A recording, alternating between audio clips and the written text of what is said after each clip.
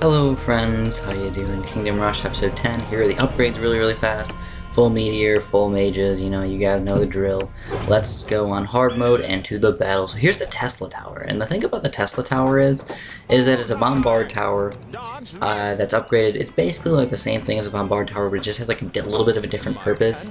It affects, instead of just a group of enemies, it kind of affects mostly everything in its range.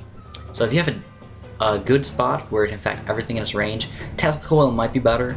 Now personally, I'm not a huge fan of the Tesla Coil, but I think we should probably just show you guys, if we get enough money, I'll probably just end up showing you guys what it's like to actually have the Tesla Coil. So now the main problem with this entire level is not actually the units that come from the right side, it's actually the units that come from the left side. And the first thing you're going to notice is that I'm going mostly Archer Towers on the left here. I got my Ranger Tower up and everything, and then mostly Mage Towers on the right side. But I've kind of mixed them up a little bit so Mage Towers can shoot both sides. And that's kind of important because you want to have your towers be able to shoot everything as much as possible. Now, of course, Rain of Fire is the way to go with this stuff, guys. You need to use your Rain of Fire as well. Now, Rain of Fires are not 100% perfect, so you're going to have to maybe play it a little itty-bitty bit differently than what I'm doing right now. But I think for the most part you shouldn't have too many problems if you use the Rain of Fire well. Now there's bajillions upon bajillions of skeletons coming out, so guess what, we're going to need another Rain of Fire here, which is kind of sad. So I actually just sent out the next wave and Rain of Fire that guy. Now, what you're going to notice is the random Rain of Fires that hit randomly on the map can sometimes not work your way, so just do your best with that, and you're going to have to play accordingly. Now, of course, I got kind of lucky with mine. They weren't perfect, but they weren't bad whatsoever, so my other towers were actually able to take care of them pretty easily. But like I said, just be a little bit careful with those. So stupid little gargoyles coming out. Gargoyles are not hard to kill unless there's mass amounts of guys coming along with them, like random mobs of skeletons and stuff. So you, of course, have to be wary of the skeletons. So as far as taking down these wolves, it's actually not that hard to take down the wolves if you do one thing, and that's just build a couple of random archer towers throughout the map on the left side. So if you notice, I actually have a 0-0 archer tower kind of on the very bottom down here, and I have a 0-1 or a 1-0 whatever archer tower just next to my artillery right there. And that's going to help out so friggin' much versus all those wolves and the random guys. It does just that little itty bitty bit of damage to help them out. Now, like I said, guys, what is really the problem here? It's the skeletons. Especially these big, bad boy skeletons right here with the giant swords. Because every single time they hit one of your guys, they basically kill them with one hit. And that's a little bitty bit of a problem. So you really don't want to have to do that. And then what happens is, oh man, one of them escaped. So that's kind of sad. Well, we lost a life. So that's not good, but we're still not doing terrible here. Now what you want to do is just, if you need to, Rain of Fire like the Wurgs and the Wolves and all these random guys, and just hope that the Rain of Fire is just going to hurt random guys throughout the entire map instead of just one spot. So we got our Ranger Tower working here. He's doing most of the main attack power of all the guys that end up getting through. But you have to watch, because your Mage Towers can actually do quite a bit of damage if you let them. But if you don't let them, you're going to have quite a bit of problem. And by that, I mean that you have to you have to try your very best to kill the guys on the left as fast as possible, so the Mage Towers can shoot the guys on the right. Otherwise, what's going to happen is the guys on the left technically move more, and your towers will actually aim the guys on the left, even though the guys on the right might actually look like they're actually further. They actually technically aren't, which is kind of a problem. Like I said, I'd prefer to have targeting, but since they don't, you kind of have to plan accordingly with that. So these giant skeletons. Okay, when you have giant skeletons and lots of gargoyles, that is a big problem, guys. Big problem. You really have to be careful with those. Try and reinforce those guys as much as possible, and you should be able to take out the gargoyles if you're able to take out those big skeletons. The big skeletons, the thing about them is, the reason why I'm getting all these magic towers kind of on the left side here instead of just all on the right side is because, like, I could put two random mage towers on the very far right there, so they only attack guys coming from the right, but I don't do that because I want them to attack the big skeletons as well, because if you ever look at the big skeletons, they have some physical armor, which means arrows don't hurt them very much. And when you're going with a heavy arrow attack defense type deal, the guys will actually start to run through. Like, they'll just tank so much damage, it's unbelievable. And those guys won't actually probably make it to the end. But what's going to happen is, instead of those guys getting through, what's going to happen is you're going to let them gargoyles get really far or something like that. And the gargoyles will actually start running through, and that's just terrible. You don't want that to happen. So now the one thing that I do recommend for the Rain of Fire is, for the most part, what you actually want to do, it might sound kind of weird, but you actually want to Rain of Fire in front of the skeleton place, in front of the graveyard, because for whatever reason, there must be like Arkansas buried under there or something, because there's like infinite guys. You know, there's so many people buried under there, it's unbelievable. And I didn't pick Arkansas for any specific reason, that's just what came to mind. So, just be careful with your Rain of Fires. Always remember to use your Rain of Fire, and then send out the next wave. Don't ever send out the next wave, and then rely on your Rain of Fire, because you're going to get tons of seconds back for your attack by using your Rain of Fire first. And like I said, these big skeletons, if you get enough mage towers, they're actually not that big of a deal. If you get a couple of archer towers, a couple of mage towers, you can actually take these guys out fairly well. And of course, wolves aren't really that big of a deal, but the wargs can be a little bit of a problem when your magic starts trying to shoot them and you don't have enough ranger towers. Ranger towers, of course, are still my favorite tower, but magic's definitely an important part of this strategy. As far as magic goes, you want to probably get a few of the lower level magic towers first. You don't want to go too high with your magic. Like, don't get like a arcane wizard or something like that straight from the get-go. You want to wait that out a little bit and get some lower levels. And the main reason that I think you should get lower levels is because every time you shoot one of these guys, they actually slow down with your magic. So just having them slow down just a little bit is super duper helpful. I know it's $90 and they really don't do too much damage, but even those low level upgrades can help out quite a bit. So as far as upgrading your artillery, don't do it like right away. You probably want to get more ranger towers and wizard upgrades first, but we'll probably start to upgrade it really soon here when lots and lots of skeletons do start coming out. Your artillery is your main defense versus those skeletons. And like I was saying, guys, if you notice, I'm using my Rain of Fire for the most part against the skeletons, or at least trying to use them right in front of the graveyard right there. That's super duper important. Try and keep that in mind. Of course, like I said, this is hard mode.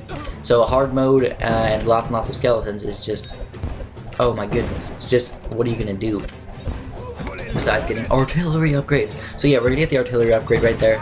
And if you notice, all the guys are coming from the right side right now. So we can actually probably take most of these guys out with the random mage towers that we have. And then what I decided to do is I decided to use my Rain of Fire over on the right side there. And I don't know if that was the best idea, but it's working out okay because not a lot of big skeletons came out from the left side there, from the graveyard. Just a bunch of little baby skeletons. Little baby skeletons are not that hard to deal with.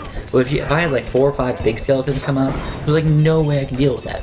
So now that I have like 3 ranger towers, killing all these wolves is not hard at all. The artillery also helps out in killing a bunch of these random wolves, or at least damaging them enough so my ranger towers can actually do their work. So against the wargs, just do your best with your units. Your units are so helpful versus the wargs because it makes sure like ranger towers and stuff not miss as much, because it stalls them and makes it so they the movement doesn't make them miss, because the movement actually does make them miss quite a bit. You might not think it, but it does. So when these stronger units come, you're going to have to, of course, still use your units to try and stall them as much as possible. It's going to help out so much. Look at this. But I know that those guys are super duper strong, and you kind of have to be careful because they just kind of like one-hit your reinforcements and all that. So not exactly fun to have to deal with that. And then we get a bunch of hellhound or demon hounds and the big boss devil guy. Those guys are terrible. Nobody likes them. So you're going to probably have to meteor shower that big guy right there. And you'd like to try and meteor shower him, but sometimes you can actually kill him without that if you get enough ranger towers in the bottom there. And the other guys are kind of fast, so you kind of do have to be careful here. You might want to Rain of Fire just a little bit earlier than what I did, like right around the skeleton area, and then you won't have to deal with all these random skeletons that are starting to get through. They'll actually die from the Rain of Fire pretty much. So, like I said, instead of going too many arcane wizards, just get mostly low-level upgrades for your magic, at least for now.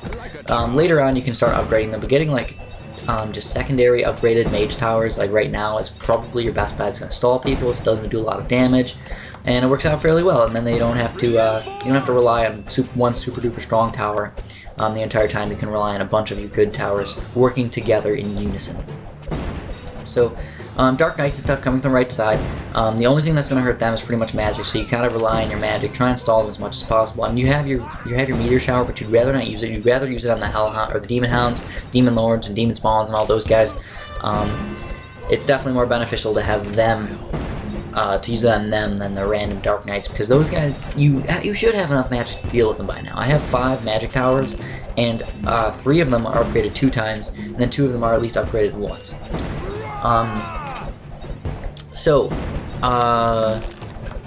By now you probably want to start getting a Wrath of the Forest. The Wrath of the Forest is going to help out quite a bit for stalling guys and hurting lots and lots of skeletons to, when they all come out at once.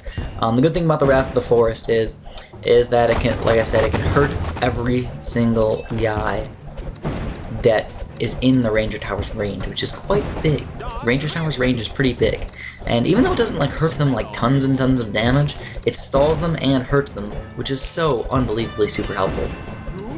So, like I said, versus the big skeletons, you kind of have to rely mostly on your mage towers, not the archer towers. Your archer towers are just there to slow them down a little bit, and hopefully kill them in time before the rocket riders. Oh my goodness, these flaming homosexuals right here.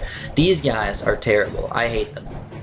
Having to kill them is just tough quite a bit. Like, gargoyles usually are not that big of a deal. Rocket riders, for whatever reason, they can just, like, if you have a couple guys, like, on the map, they will just, like, tank just enough damage so that they can get to the very, very end of the map and then just boost right through. They can get, like, right over by my infantry or something like that and then just boost right through and be super duper stupid, and I hate them when they do that. Like, they'll wait on the boost. They'll just wait for all the units to get, to tank all the damage, or just take all the damage the entire time, and all of a sudden they're like, ooh, I feel like boosting right now because I'm near the exit. Then they boost right through, and it's not fun to deal with. So we got these Dark Slayers and all these guys coming from the bottom, no big deal down there.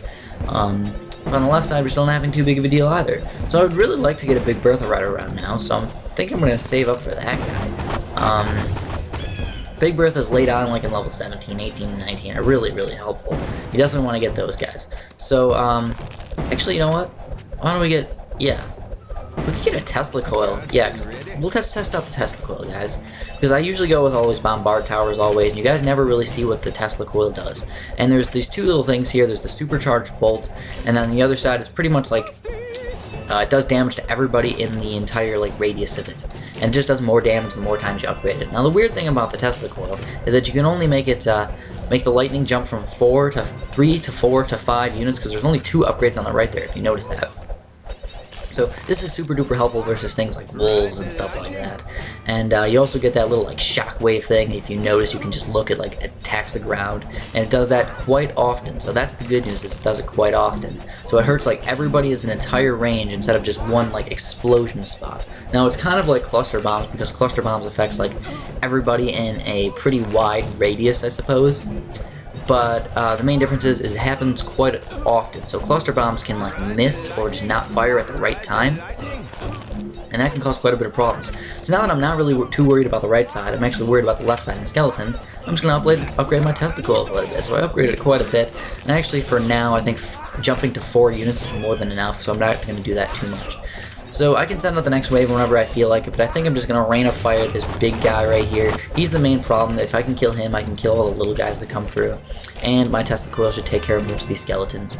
Now I have quite a bit of money, so just because we can, not for any specific reason, we're going to get a Musketeer Garrison. And the reason why, well, I guess there's a little bit of a reason for that.